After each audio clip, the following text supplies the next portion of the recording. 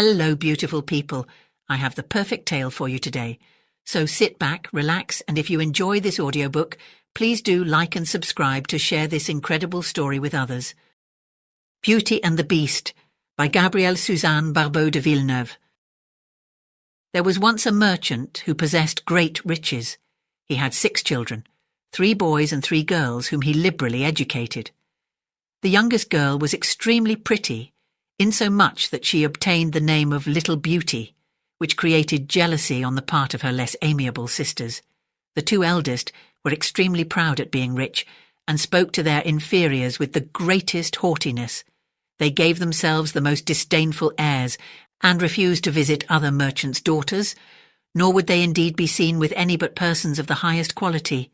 They went every day to balls, plays, and public walks, and constantly jeered their youngest sister for spending her time in reading or other useful and improving employments.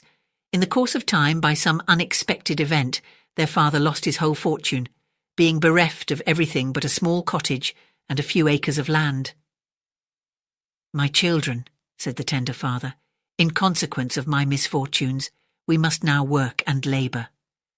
The elder daughters were very ill-disposed at this sudden change from opulence to comparative poverty, and obtained no pity from their neighbours because of their pride, but everyone sympathised with Little Beauty, whose engaging manners and affable disposition commanded respect.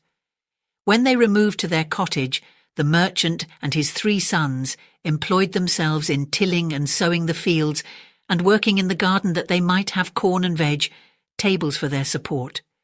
Beauty rose by 4 o'clock, lighted the fire, cleaned the house, and got breakfast ready for the whole family. She at first found all this very fatiguing, but she soon grew quite accustomed to it. When she had done her work, she generally amused herself with reading or playing on her harpsichord. The 2 eldest sisters, on the contrary, were at a loss what to do to pass away the time. They breakfasted in bed and did not rise till 10, when they commonly walked out, and would frequently sit down under a shady tree to lament the loss of their carriage and fine clothes, when they would say to each other, "What a mean-spirited, poor, stupid creature is our youngest sister, to be so content with our miserable situation." But the father thought very differently. He admired the patience of this sweet young creature, for her sisters not only left the whole of the work of the house to her, but insulted her every moment. In this rural state, the merchant lived some time, when one day he was agreeably surprised by the news that one of his vessels, which he supposed was lost, had safely arrived. Elated with joy, the 2 elder daughters clung to their father when they learnt he was about to go and take possession of his property, and entreated him to bring them some trinkets and other useless baubles. Beauty felt an inward pleasure on her father's prospects of being reinstated in affluence, yet concealed her ecstasy. "You ask me not for anything, Beauty," said her father. "My child, what present shall I bring you?" She meekly replied, "I should like you, father, to bring me a rose, for we have none in our garden." The merchant then departed, but on arriving at the port, some dishonest persons went to law with him about the merchandise. So after a great deal of trouble, he was returning to his cottage as poor as he had left it. When he was within 30 miles of his house, thinking of the happiness he should enjoy in again embracing his children, he had the misfortune to lose himself in a thick forest through which his road lay. It rained and snowed terribly, and the wind was so high as twice to throw him off his horse.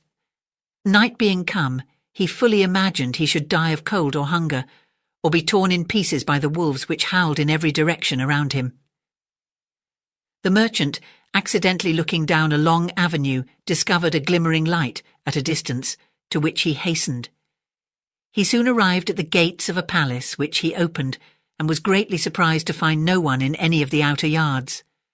The merchant then tied up his horse and walked towards the house, which he entered, and, to his great astonishment, saw not a living creature.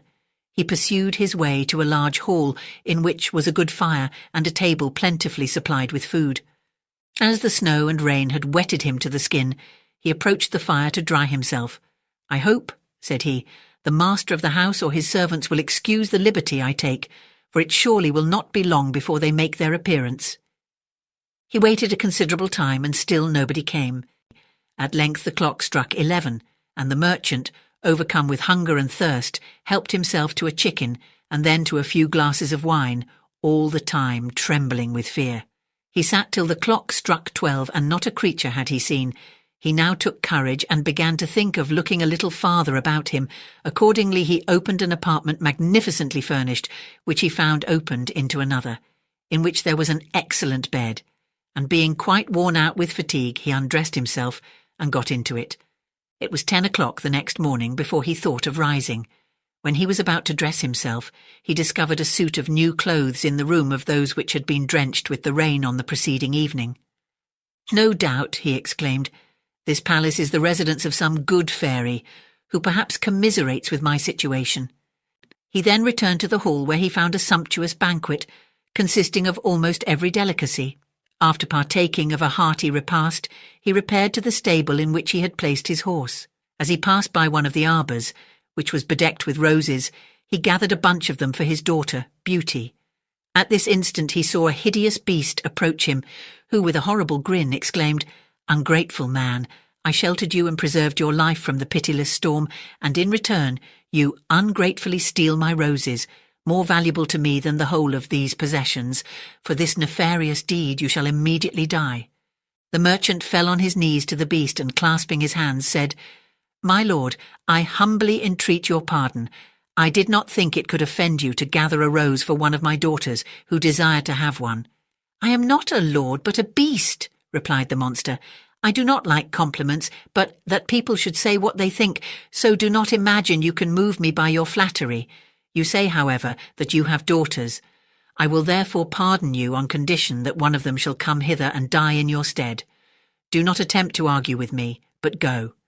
And if your daughters should refuse, swear to me that you will return in 3 months." The merchant acceded. "But," added the beast, "it is my will that you go not empty or a. In the chamber where you slept, you will find an old empty chest. Fill it with whatever valuables you choose, and I will get it conveyed to your cottage." The beast retired and left the merchant to ruminate, "If I must die, I may as well leave my children some provision." Accordingly, he loaded the chest with gold. Mounting his horse, he left the palace of enchantment with no less grief than he entered it with joy.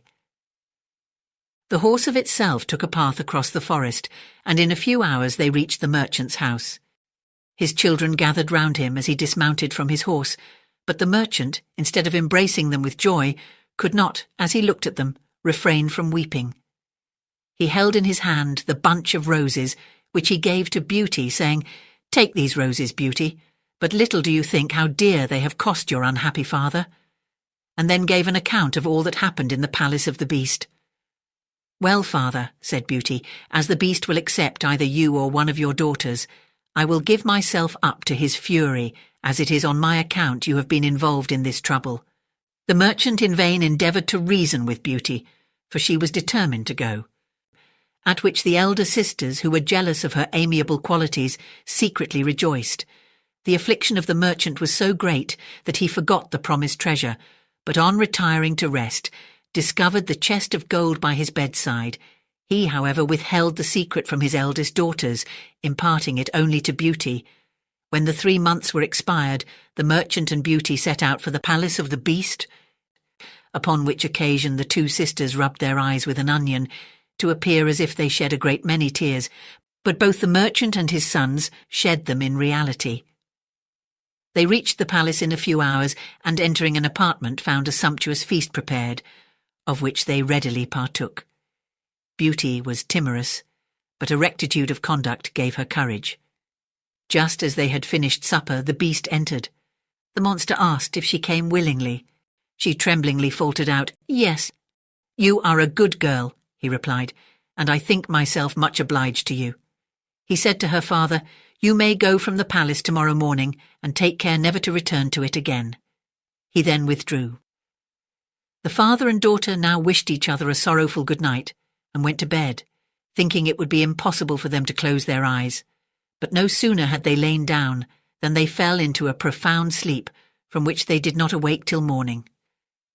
Beauty dreamt that a lady approached her, who said, "I am much pleased, Beauty, with the generous affection you have shown, in being willing to give your life to save that of your father, and it shall not go unrewarded."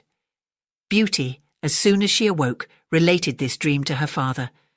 But though it afforded him some comfort, he could not leave his darling child without shedding the bitterest tears. Beauty surveyed many parts of the palace and at length came to a door, over which was written, "Beauty's apartment," where there was an extensive library, furnished to illuminate the mind and cultivate the understanding, in addition to which were several exquisite pieces of music, whose chords vibrated through the vaulted rooms with more than usual melody. This gave Beauty a favourable opinion of the beast, who she before conceived hostile. She then opened the library and perceived an elegantly bound book in which was written in letters of gold, "Beauteous lady, dry your tears. Here's no cause for sighs or fears. Command as freely as you may. Compliance still shall mark your way." "Alas," said she, sighing, "there is nothing I so much desire as to see my poor father, and to know what he is this moment doing," when casting her eyes on a looking-glass that stood near her, she saw her home and her father riding up to the cottage in the deepest affliction. Her sisters had come out to meet him, who, notwithstanding all their endeavours to look sorry, could not help betraying their joy. At noon, Beauty found every delicacy prepared for her, and at supper, when she was going to place herself at the table, she heard the beast advancing, who said, "Will you allow me, Beauty, the pleasure of seeing you sup?" "That is as you please," she replied, somewhat intimidated. Beauty, in the course of conversation, overcame her fears, but when the beast asked her if she would be wedded to him, she paused for a few moments and then gave him an answer which implied non-consent. The beast, pitifully sighing, retired to give vent to tears. Beauty felt for him the greatest compassion and regretted his frightful appearance. One day she said to him, "You exceedingly distress me, but though I cannot love you, yet you shall ever be entitled to my esteem, for the attention and kindness which I here witness." He then made her promise she would not totally quit him. In answer she said, "I will not, but I am desirous of seeing my father, and if you refuse me this request, I fear I shall die of grief and despair." "Promise me," said the beast, "to return in a week, and tomorrow morning you shall find yourself with him. When you wish to return, you have only to put your ring on a table when you go to bed." This said, he bade her farewell. When she woke in the morning, she found herself with her father. A chest with a profusion of fine clothes, pearls and diamonds were also the gifts of the beast. Beauty awoke, put her ring on the table, and soon fell into a slumber again. In the morning she found herself in the palace of the beast, and accordingly, as she dreamt, discovered him almost lifeless and extended on a grass plat. She recovered him with a little water. The beast soon opened his eyes and, faltering, said, "Beauty, you forgot your promise. I had resolved to starve myself to death, but the sight of you reanimates me." "Oh no, my beast, you shall not die. You shall live to become my husband." Scarce had she pronounced those words when the palace became suddenly illuminated. Music, fireworks, and all kinds of harmonic sounds announced the most splendid rejoicings. All this change of scene had no effect upon the lamenting Beauty, but judge of her astonishment when, turning aside, she beheld at her feet a handsome prince who thanked her for having broken his enchantment. Beauty inquired of this handsome prince what was become of the beast. "You see him, Beauty, at your feet," said he. "A wicked fairy had condemned me to wear the form of a beast, till a beautiful young lady should consent to marry me, and had forbidden me, on pain of death, to show that I had any understanding. You alone have had the generosity to judge of me, by the goodness of my heart." Beauty assisted the prince to rise, and they proceeded together to the palace. To her astonishment she found there her father and all the family, who had been conveyed thither by the beautiful lady she saw in her dream. "Beauty," said the lady, for she was a great fairy, "receive the reward of the virtuous choice you have made. You have preferred goodness of heart to sense and beauty. You therefore deserve to find these same qualities united in the same person. You are going to be made a queen. I hope a crown will not destroy your virtue." "As for you, ladies," said the fairy to the elder sisters, "I have long been a wit. Nest to the malice of your hearts and the injustice you have committed. You shall become two statues. Yet under that form you shall preserve your present reason, and you shall be fixed at the gates of your sister's palace. You will never recover your natural forms till you are fully free of your faults. And to say the truth, I much fear you will ever remain statues." At the same instant, the fairy, with a stroke of her wand, transported all who were present to the young prince's dominions, where he was received with transports of joy by his subjects. He married Beauty, and passed with her a long and happy life because their actions were founded upon virtue.